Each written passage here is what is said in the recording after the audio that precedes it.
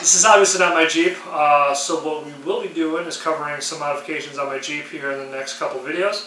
I'm going to be doing some rear frame stiffeners, ZJ gas tank install on the XJ, as well as bolt down my toolbox to the back of the Jeep, so that way if I'm hitting bumps or going over some rocks or whatnot, it doesn't flop around or move around too much, as well as the E-fan bypass switch, so that way I can turn and run the E-fan anytime I start running a little hot on the trail.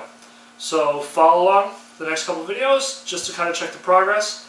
I will be doing the ZJ gas tank skid video, kind of more like a how-to, but that's later on after I do my series.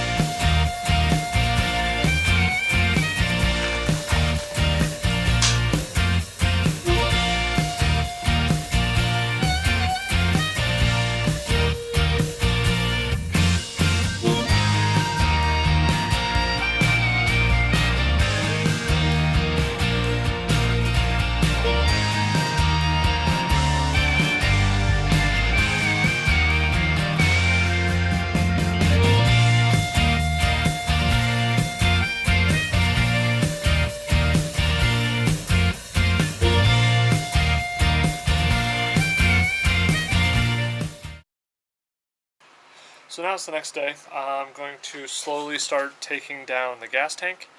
So I just got to disconnect both tubes that connect from the filler, some of the electrical on top, as well as the feed line to the front of the vehicle. This should be relatively easy. I've already dropped the tank once before to replace the fuel pump. So it should be fairly simple. I'll just graze over that real quick. So it's pretty easy. I do have some new straps, or not straps, but the hangers. I did not go with the factory ones. I actually went to Home Depot to get some generic J hooks that are the right length. I'll cover that here in a second. So I got these J hooks from Home Depot. They've done the job. They're great. I think I spent maybe $7 to $14 total for them. So I'm going to disconnect the electrical. These two lines, this is an evap line and this is the feed line to the front, as well as come over here and I'm going to unhook the two filler neck tubes. So I'm going to do this part first, come over, do the electrical, do the evap, which is pretty easy, it's only rubber hose, and then the connection to the gas tank. I am going to go in and relieve the pressure by disconnecting the fuel pump relay and crank away and try to get, suck out some of that pressure. So let's do that. I'll start by taking the filler neck down.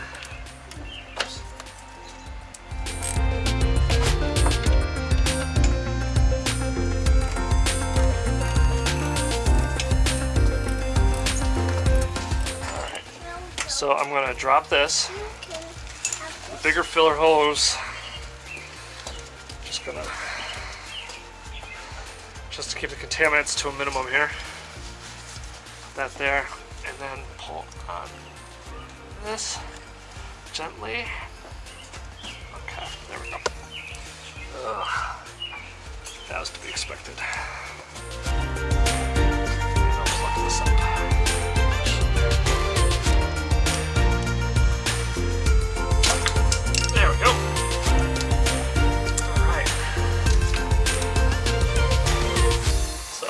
Time. Now all I have left is the fuel line and the two straps. Here it goes. And get that drain pan underneath. Alright. was way better than I thought it was going to be. Alright, we'll keep that pan under there. So for those just tuning in, I now have a jack with a piece of wood going across basically the entire length, supported, because you don't want to put a jack straight on the gas tank. You want to kind of distribute that load. And now, so that way you don't puncture the gas tank. And everyone's favorite, okay, it's time to lower the fuel tank.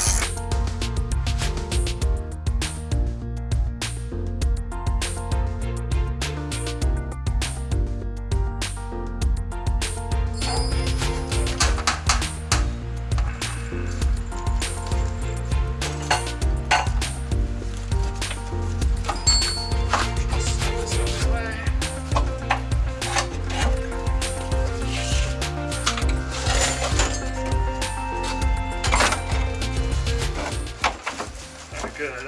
I did not have a lot of gas in there, which is, I guess, a big bonus. It's also going to help me get the gas tank